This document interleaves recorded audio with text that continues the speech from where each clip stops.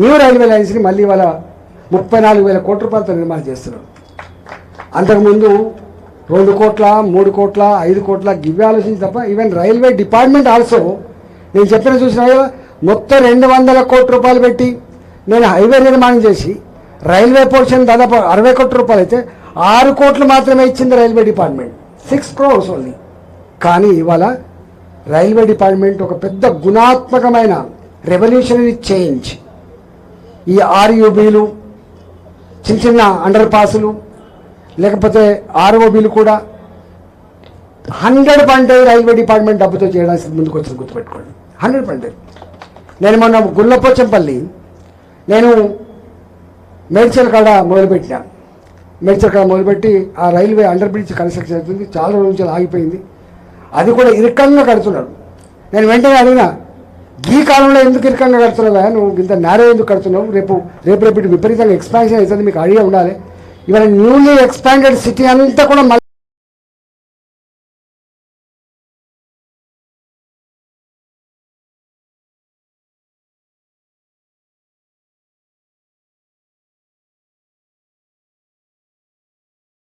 విడితి పెంచుకొని పని మొదలు పెట్టుకునే వేళ అప్పటికప్పుడే పక్కకు వచ్చినాం.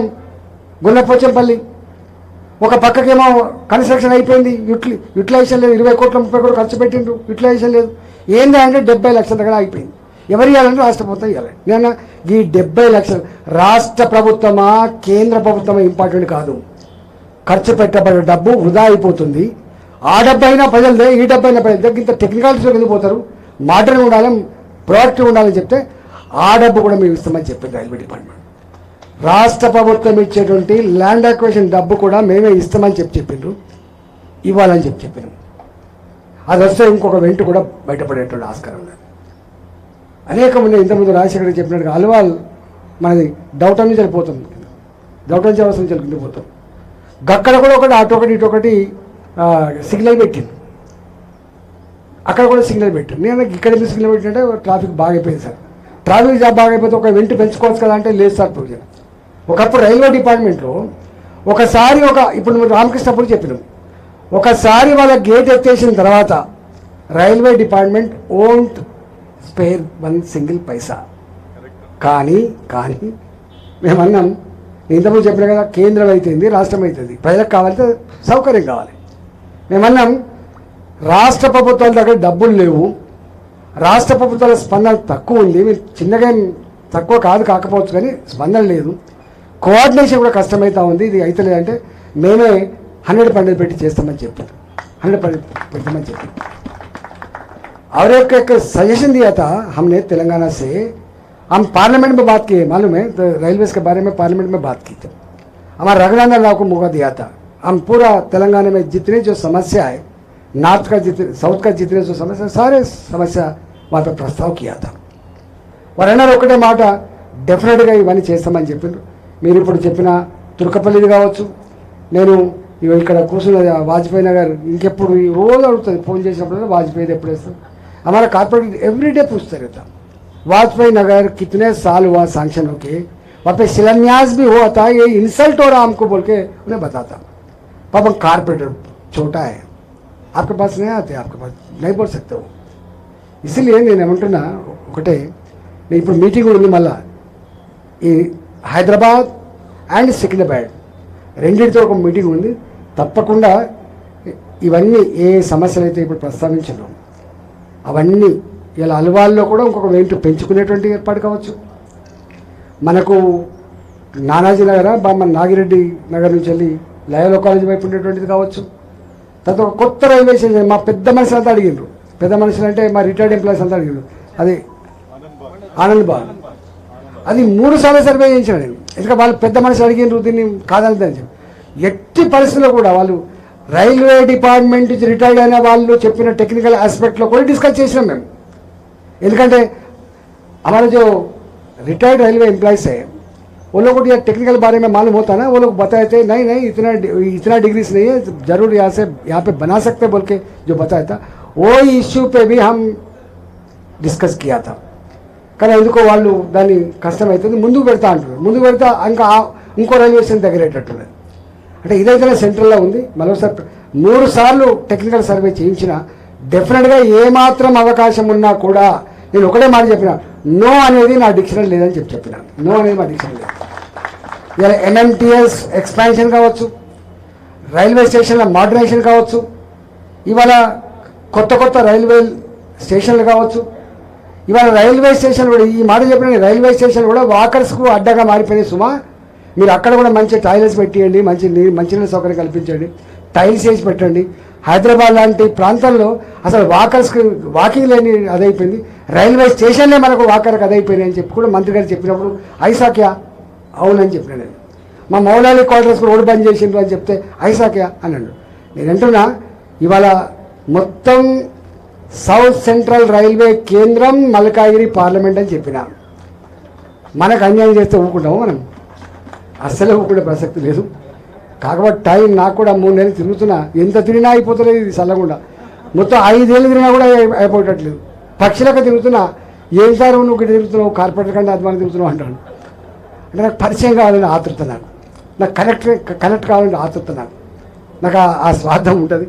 కానీ ఒక్కటి మాత్రం చెప్పబోతున్నా, ఎక్కడ ఉన్నా నాకు 365 డేస్ ఒకటే పని ఉంటుంది. నేను ప్యూర్ పొలిటికల్ లీడర్ని గుర్తుపెట్టుకో. ఇవాళ రాజశేఖర్ లెక్క కూడా బిజినెస్ ఉండదు. బిజినెస్ మా మావిడకు ఉంటుంది. నాకు ఇంకో వ్యాపకే ఉండదు. మా వాళ్ళని నెరిపడతాను నాతో తిరగడానికి. మా వాళ్ళని నెరిపడతారు ఊకైతే ఏం మాకే ఒక్కోసారి అనిపిస్తే పొద్దునే పోతుంది కదా, మళ్ళీ తిప్పితే పాపం ఎక్కడున్నామమ్మా అంటే ఇక్కడున్నాం, మరి వస్తా అంటే మా రాజలక్ష్మి గారు, మా శ్రావణం అప్పుడప్పుడు తప్పించుకుంటాను, ఇక్కడలేను సార్ అక్కడలేను సార్ చెప్తాడు. అంటే మాకేముంటుంది అంటే మాకున్న తపన, ఎన్ని రోజులు ఎంపీగా ఉన్నాం, ఎన్ని రోజులు ఎమ్మెల్యేగా ఉన్నాం, ఎన్ని రోజులు మంత్రిగా పనిచేసిన ఇంపార్టెంట్ కాదు. ప్రజలకు ఎంత దగ్గరున్నాం అనేది ఇంపార్టెంట్. ప్రజలకు ఏం చేసినామనేది ఇంపార్టెంట్. వాస్తవంగా కొన్ని విషయాలు చెప్తాం, మీకు కొన్ని విషయాలు చెప్తాం. ఈవెన్ మా రాజశేఖర్ కూడా తెలియదు. మేము ఒక పని చేసినాం, మా ఎమ్మెల్యేలకు గౌరవం దొరకలేదు, మా ఎమ్మెల్యేలకు గుర్తింపు వస్తలేదు, మా ఎమ్మెల్యే అంతా ఆగమైపోతున్నాయని చెప్పి నేనే మా ఎమ్మెల్యే అందరికి ఫోన్ చేసిన. నేనే ఫోన్ చేసి అందరి ఎమ్మెల్యేలు కలిసి కలెక్టరేట్లో మీటింగ్ పెట్టించిన. మేమే వస్తామా, మాకేం బేజాలు లేవు, though I'm ex minister, I will come to your office అని చెప్పి నేనే మా వాళ్ళందరూ తీసుకొని పోయినాం. చెప్పినాం మా హక్కులేంది, మా ప్రోటోకాల్ ఏంది, సిస్టమ్ ఏంది, దీన్ని స్పాయిల్ చేయకండి, ఇలా మనం ఉంటాం పోతాం. ఆఫ్టర్ ఆల్ ముఖ్యమంత్రి ఎంతోమంది వచ్చిండ్రు పోయిండ్రు, ఎంతోమంది ఎంపీలు వచ్చిండ్రు పోయింది, ఎంతోమంది ఎమ్మెల్యేలు వచ్చిండ్రు పోయిండ్రు. కానీ దానికి గౌరవాన్ని తగ్గించకండి, ఆ ఇన్స్టిట్యూషన్ గౌరవం తగ్గించకండి. కార్పొరేటర్ ఇస్ ఎ కార్పొరేటర్, వారి గౌరవం వారికి ఉండాలి. ఎమ్మెల్యేనే ఎవరున్నా ఎమ్మెల్యేనే, ఆ ఎమ్మెల్యే కూడా గౌరవం వారికి ఉండాలి. నేను వస్తాను చూసిన నా ఒకటే ఫోటో పెట్టాను, నాకు కష్టమని అంటే బాధ అనిపించింది. మా ఎమ్మెల్యే కాదు కూడా పెట్టా, కేంద్ర ప్రభుత్వం నిధులే కావచ్చు కాక, ఎంపీ గారే వస్తారు కావచ్చు కాక, కానీ మా ఎమ్మెల్యే గారిని కూడా గౌరవించుకోవాలని చెప్పి ఆలోచన ఉంటుంది మాకు. ఆఫ్టర్ ఆల్ గా ఫోటోల శిలాపలకాల మీద చూసి ఈ ఫోటో చూసి ముడిచిపోయేదానికి లేము మేము. ఆల్రెడీ మీకు గింత పిల్లగాలు కూడా రాయన పోతున్నా అంటాడు. మా జీవితం ఆల్రెడీ ధన్యమైపోయింది. ఇప్పుడు ఇంకా ప్లాస్టిక్ షీట్ల మీద పెట్టేటువంటి ఫోటోల కోసమో, శిలాపలకాల మీద పెట్టేటువంటి వాటి కోసమో అక్కడికంత చిన్నగా లేము మేము. వి బియాండ్ దట్. మేము ఎప్పుడో వెళ్ళిపోయినాం. చిన్నపిల్లలు కూడా రాయన పోతుండే ఆయన పోతున్నా అంటున్నాం. అంటే